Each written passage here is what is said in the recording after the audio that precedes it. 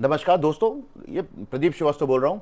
देखिए, मैं इस वीडियो में आपसे उन चीज़ों के लिए बात करने जा रहा हूँ कि अगर कोई नया बिगिनर है जिसको स्टॉक मार्केट में काम करने की इच्छा है या इन्वेस्ट करने की इच्छा है, उसको एक सरल तरीका बता रहा हूँ किस तरह से वो अ, शुरू में स्टॉक मार्केट में घुस सकता है और स्टॉक मार्केट में घुसने से उसको क्या पैसिव इनकम मिल सकती है। तो इसके बारे में मैं बात करूंगा। बहुत सिंपल सा है और बहुत छोटा सा वीडियो है, आप प्लीज़ इसको पूरा ज़रूर देखिए। चलिए अब इसके बारे में बात करते हैं।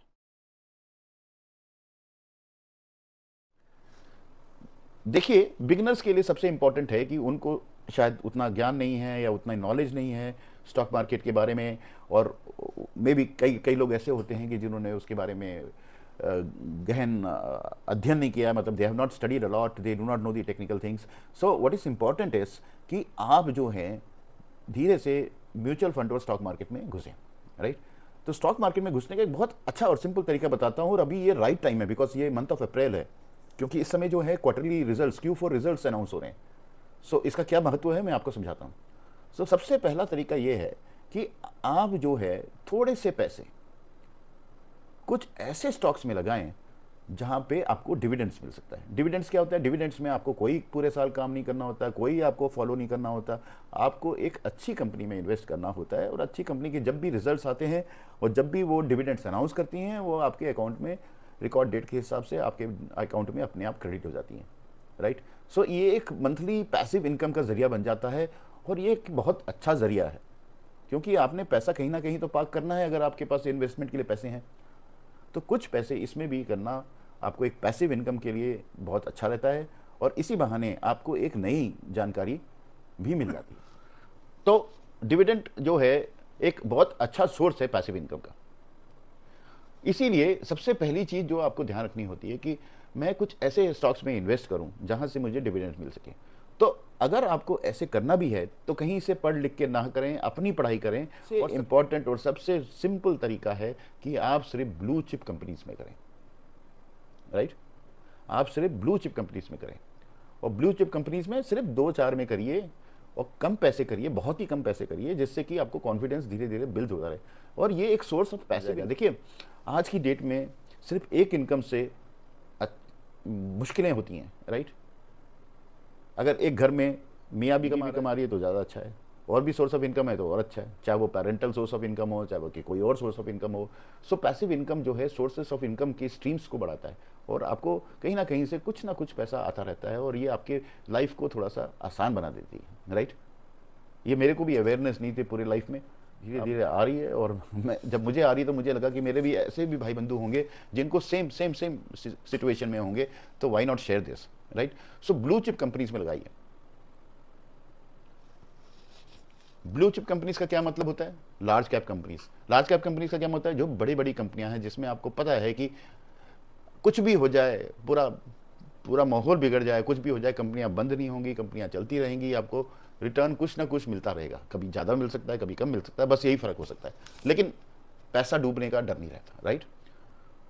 तो मेरी स्ट्रैटेजी ये रहती, मैं उन कंपनीज में डिविडेंड्स के लिए इन्वेस्ट करता हूँ जो जनरली रोज़मर्रा का काम जिनसे हमारा चलता है। मेरे डेली लाइफ में जिस चीज़ों को कंजम्पशन वाले स्टॉक्स पे ज़्यादा करता हूँ, क्योंकि कंजम्पशन वाले स्टॉक्स पे वो कंजम्पशन कभी रुकेगा नहीं, और इंडिया में कंजम्पशन जो है वो बढ़ता ही रहेगा, राइट। और ये सब चीज़ें ध्यान रख के जैसे करता हूँ। फॉर एग्जाम्पल, मैं एक एग्जाम्पल देता हूँ जो आपको समझने के लिए। जैसे ITC फॉर एग्जाम्पल, ITC एक सस्ता स्टॉक है, उसके अच्छे डिविडेंड्स आते हैं, उसमें मैं इन्वेस्ट कर दो, आपको जब भी वो डिविडेंड्स अनाउंस करेंगे आपको आपके बैंक अकाउंट में आते रहेंगे, राइट। तो इस तरह के 5-6 जो बड़े कंपनीज हैं, मैं जरूरी नहीं कि कंजम्पशन स्टॉक्स हों, आप स्टडी करिए, जो भी बड़े लार्ज कैप रिलायबल कंपनीज हैं उसी में करिएगा, चाहे भले डिविडेंड का परसेंटेज कम हो, लेकिन व्हाट इज इंपॉर्टेंट इज कि वो रिलायबल और लार्ज कैप कंपनीज हो, बिकॉज उसमें आपका रिस्क फैक्टर जो है मतलब इवन आउट हो जाता है, मतलब डरने वाली बात नहीं है। दूसरी इंपॉर्टेंट चीज़ बिफोर मैं आई फॉरगेट, इसकी देखिए, ये अभी मार्च का फाइनेंशियल ईयर क्लोज हुआ है ना, कोई Q4 के रिजल्ट्स आने लगे हैं, तो जो भी कंपनियां रिजल्ट्स अनाउंस कर रही हैं वो अपना डिविडेंड्स भी अनाउंस कर रही हैं। So this is the right time to invest. For example, अभी TCS ने 28 रुपये का डिविडेंड इन्वेस्ट किया। 28 रुपये का डिविडेंड का क्या मतलब होता है? अगर आपके पास TCS के शेयर होंगे तो आपको 28 गुना 100 जो भी पैसा बनता है वो आपके बैंक अकाउंट में एज पर द शेड्यूल वो आ जाएंगे, डिविडेंड में सिर्फ एक ही चीज़ होती है कि ये इनकम में काउंट होता है और इस पर इनकम टैक्स लगता है। सो ये आपको ध्यान रखने वाली बात है। सो अभी काफ़ी सारी कंपनियों के रिजल्ट इस महीने आने वाले हैं और अगले महीने आने वाले हैं। राइट टाइम है आप 2-4 कंपनी में एज अ ट्रायल, मतलब मैं ये नहीं कह रहा हूँ कि आप 100 शेयर करिए, 50 खरीदिए, आप चाहे भले 2 खरीदिए, 3 खरीदिए, depending on the capability, depending on the risk appetite and depending on your study. I am not an advisor, right? I am not a financial consultant. Maybe you consult your financial consultant, but invest in some large cap stocks which give you a good dividends that is going to help you. You can see my other videos जहाँ पे मैं dividends की बात करता हूँ. You will probably come to know about the companies. Otherwise, आप अगर ध्यान दें और रिसर्च करें, आपको पता चलेगी कौन कौन सी कंपनीज डिविडेंड्स देती हैं और उसके हिसाब से आप अपना इन्वेस्टमेंट करें। देखिए, एग्जाम्पल के लिए मैं 4-5 कंपनियों का नाम बता देता हूँ जिन्होंने डिविडेंड डिक्लेयर किया है पिछले महीने में और इस महीने में, जिससे कि एक आपको रफ आइडिया मिल जाए, राइट? मैंने एक बार भी नहीं बोला है कि आप इसमें करिए इन्वेस्ट, आप ये तो आपका अपना जजमेंट है और आप अपने फाइनेंशियल कंसल्टेंट से कंसल्ट करिए, बट आपको एक आइडिया के लिए मैं बता रहा हूँ। HDFC लाइफ है, HDFC बैंक है, बजाज ऑटो है, इन्फोसिस है, TCS है, राइट? इन सब ने डिविडेंड्स जो हैं डिक्लेयर कर दिए हैं और अगर आप इसको देखेंगे तो आपको पता चल जाएगा कितना डिविडेंड्स उन्होंने डिक्लेयर किया है। तो और भी कंपनियां इस हफ्ते में, आने वाले हफ्ते में, अगले महीने में डिविडेंड्स डिक्लेयर करने जा रहे हैं, उस पर आप नज़र रखिए। तीसरी इंपॉर्टेंट चीज़ जो आपको ध्यान रखनी है, जब भी आप ऐसे इन्वेस्टमेंट करते हैं लार्ज कैप्स में, आप स्मॉल अमाउंट से स्टार्ट करिए। और एक चीज़ ध्यान रखिए कि जब भी मार्केट्स जो हैं डीप करेक्शन करती हैं, जब भी मार्केट में डीप करेक्शन होता है, हलचल होती है, जैसे कि अभी ईरान और इसराइल का वॉर हुआ या यूक्रेन का वॉर हुआ, तब मार्केट एकदम गिरती है। जब वो गिरती है तो उसी स्टॉक में थोड़ा सा और इन्वेस्ट कर लें, 4-5 शेयर और खरीद लें, 10 शेयर और खरीद लें, 100 शेयर और खरीद लें, depending on your risk appetite, right? So अगर ऐसा आप करते रहेंगे तो इसको हम कहते हैं फ्रैक्शनल, राइट? या साधारण शब्दों में आप कह सकते हैं कि आपने एक SIP की तरह एक पैसा, एक मतलब इन्वेस्टमेंट और कर दिया जब मार्केट, तो आपने अगर आज X अमाउंट में उस ITC में, फॉर एग्जांपल लेते हैं, ITC में इन्वेस्ट किया, कल मार्केट गिरा, X-Y उसका शेयर प्राइस है, उस समय आप थोड़ा सा और इन्वेस्ट कर दीजिए, है ना? जैसे प्रोबेबली म्यूचुअल फंड में तो आप करते ही होंगे, जब NAV डाउन होता है, जब मार्केट डाउन होता है, तो आप थोड़ा सा और, अगर आपके पास पैसे हैं तो you can always invest. So that is the second important thing, right? ये मत भूलिएगा कि जब भी आप ऐसी चीज़ें करते हैं, आप इन्वेस्टमेंट करते हैं, स्पेशली स्टॉक्स में या म्यूचुअल फंड्स में, इमोशंस नहीं लाना है बीच में। अगर आप इमोशंस लाएंगे, ग्रीडी होंगे और पेशेंट नहीं रहेंगे, तो आपको नुकसान होने के चांसेस बहुत हाई हैं। प्लीज़ अपने फाइनेंशियल कंसल्टेंट से कंसल्ट करिए, लेकिन इमोशंस को बीच में मत लाइए। देखिए, इमोशंस पे होता क्या है, इमोशंस पे आप बहुत जल्दी में आप वो उस चीज़ को इन्वेस्ट करना चाहते हैं और आप एक हायर प्राइस पे इन्वेस्ट कर देते हैं। जब हायर प्राइस पे इन्वेस्ट करते हैं तो आपको बाद में बहुत फ्रस्ट्रेशन होती है। सो कभी भी इमोशंस को बीच में मत लाइएगा, ये मेरी गुजारिश है। इसके 2 फायदे और हैं कि जब आप ये चीज़ें करते हैं तो ये आपको एनकरेज करती है बाय एंड होल्ड पॉलिसी के लिए। सो वो एक अच्छी चीज़ है। और दूसरी चीज़, जितने भी अच्छे इन्वेस्टर्स होते हैं वो लॉन्ग टर्म के लिए करते हैं, और अगर आप लॉन्ग टर्म के लिए करेंगे तो बहुत ही आपके लिए बेनिफिशियल आपको साबित होगा। ये छोटी छोटी चीज़ें हैं, बट बहुत इंपॉर्टेंट चीज़ें हैं, और इस पे इमोशंस बीच में नहीं लाना होता है। That is most important, right? देखिए, एक चीज़ और बहुत इंपॉर्टेंट है कि जब आप किसी इस तरह के स्टॉक्स जो लार्ज कैप के आपने होल्ड किए हैं, डिविडेंड्स वाले, और जब ये पैसे आते हैं ना आपको अचानक, जब डिविडेंड अनाउंस होते हैं और आपके बैंक अकाउंट में क्रेडिट होते हैं, this gives you a real high, right? आपने कोई एफर्ट नहीं किया, आप अपना जो डोमेन है उस पर काम कर रहे हैं, राइट? ये आपका मतलब डोमेन तो है नहीं, राइट? आप अपने डोमेन में काम करिए, यहाँ पे इन्वेस्टेड रहिए, और आपको एक रेगुलर इनकम आती रहेगी, और वो एक अजीब सी हाई देती है और खुशी देती है कि चलो एक और स्रोत है जहाँ से पैसा आ रहा है।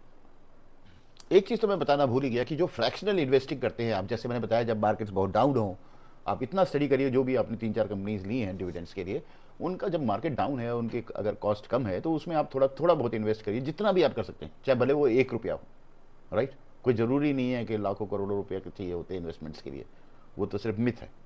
सो व्हाट इज़ इंपॉर्टेंट है, जब आप ऐसा करते हैं तो फ्रैक्शनल इन्वेस्टिंग करती हैं, तो इससे क्या होता है, एक टर्म होता है जिसको हम कहते हैं रूपी कॉस्ट एवरेजिंग। सो रूपी कॉस्ट होता है जिसकी वजह से आपकी जो स्टॉक्स तब तक जो इकट्ठे हो गए होते हैं उसका एक कॉस्ट एवरेज हो जाता है, राइट। जैसे पहला स्टॉक अगर आपने 100 रुपये में लिया, दूसरा 80 में लिया, तीसरा 60 में लिया, तो तीनों का आप डिवाइड करके एवरेज निकाल लीजिए। That is the average you will get for all your stocks. So it is a great benefit if you are doing the fractional investing, and this will help you into the rupee cost averaging, right? So remember that. एक और important चीज़ मैं बता देता हूँ, आप मेरे एक video देखिएगा जो टाटा स्टॉक्स पे है, आपको हेल्प करेगा, राइट, कि आप उन्हीं लार्ज कैप कंपनीज का में डिविडेंड्स के लिए इन्वेस्ट करिए जो डिविडेंड्स देती हैं। सारी कंपनीज नहीं देती हैं, सो ये ध्यान रखिएगा, आप प्लीज़ इसको स्टडी करके करिएगा। जो बहुत अच्छा प्रोडक्ट बनाती हैं, invest in those companies which are making good products, reliable products, high quality products, right, and they are large cap companies. I repeat, they are large cap blue chip companies. Maybe it is even banks for that matter, which has a reliable cash flow. And you should always know when to sell. आपको ये भी पता होना चाहिए कब मैं बेच सकूँ। सो स्टॉक मार्केट में एक चीज़ कही जाती है कि आपको पता होना चाहिए एंट्री एंड एग्जिट पॉलिसी, कब एंटर करो और कब एग्जिट करो, राइट। बट डिविडेंड के केस में इतना ज़्यादा कॉम्प्लिकेटेड नहीं होने की बात है। डिविडेंड के केस में तो बस आपको उस पर नज़र रखने की बात है। जब भी आपको मार्केट डाउन हो, बुरी हालत में हो, उस समय थोड़ा सा इन्वेस्ट कर दो। जब भी आपको लगे कि बहुत ही हाई पहुंच गया, इसके बाद इस पे मेरे को इन्वेस्टेड रहना ठीक नहीं है, आप अपने फाइनेंशियल कंसल्टेंट से कंसल्ट करिए और अकॉर्डिंगली उसको सेल। देखिए, एग्जांपल के लिए मैं 4-5 कंपनियों का नाम बता देता हूँ जिन्होंने डिविडेंड डिक्लेयर किया है पिछले महीने में और इस महीने में, जिससे कि एक आपको रफ आइडिया मिल जाए, राइट। मैंने एक बार भी नहीं बोला है कि आप इसमें करिए इन्वेस्ट, आप ये तो आपका अपना जजमेंट है और आप अपने फाइनेंशियल कंसल्टेंट से कंसल्ट करिए।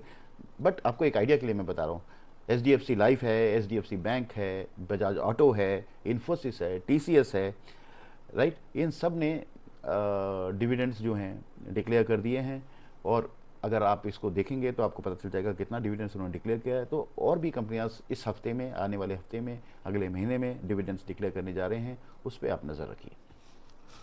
सो गाइस, मतलब इसका सार ये है, इस वीडियो का सार ये है कि बिगिनर्स जो हैं उनको कुछ लार्ज कैप्स में, ब्लू चिप कंपनीज में इन्वेस्ट करना चाहिए। जैसे मैंने आपको समझाया, फ्रैक्शनल इन्वेस्टिंग का स्किल यूज़ करना चाहिए और पेशेंट रहना चाहिए। अगर ये 2-3 चीज़ों का ध्यान रखें तो ये एक अच्छा मौका है एंटर करने के लिए और एक पैसिव इनकम को अर्न करने के लिए। और डिविडेंड स्टॉक्स अगर आप बड़े कंपनियों को करेंगे, it is a good choice for beginners, because उसमें रिस्क फैक्टर कम है, उसमें आपको मतलब फॉलो करने की ज़रूरत नहीं है। और कभी भी किसी टिप्स या किसी सजेशन पे मत जाइएगा, प्लीज़ ये ध्यान रखिएगा। अपनी स्टडी करिए या फिनेंशियल कंसल्टेंट से कंसल्ट करिए, और कोई तरीका नहीं है, राइट। तीसरा कोई तरीका नहीं है, राइट। और जनरली ये लार्ज कैप कंपनीज जो हैं वो कम वॉलेटाइल होती हैं, राइट।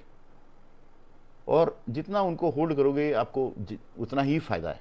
लार्ज कैप कंपनीज के साथ ये भी बहुत बड़ी बेनिफिट है।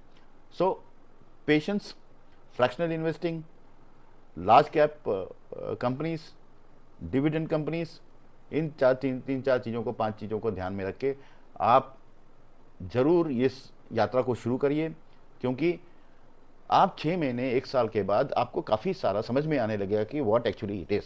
और उसी के बेसिस पे अपनी पढ़ाई करिए, ट्रेनिंग लीजिए, अगर आप और ज़्यादा इन्वेस्टमेंट करना चाहते हैं, या किसी फाइनेंशियल कंसल्टेंट से एडवाइस के लिए किसी भी टिप या किसी भी सजेशन में, चाहे वो किसी भी सोशल मीडिया में हो, उसको कभी भी मत फॉलो करिए, right. So I am sure this is a good tip for beginners. जो भी बिगनर्स हैं प्लीज़ इसको करिए और अपना एक्सपीरियंस मुझे ज़रूर शेयर करिएगा। Thank you very much. नमस्कार, हैव ए गुड डे।